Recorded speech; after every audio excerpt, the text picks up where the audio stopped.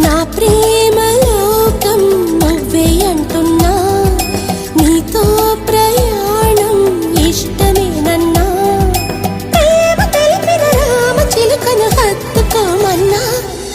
చెప్పాలనుంది చిన్న మాటైనా, ఆగనంది దాగనంది లోలోన, ఇన్నాళ్ళ నుండి ఉన్న మాటైనా, ఇప్పుడేగా చెప్పమంది ప్రేమైనా.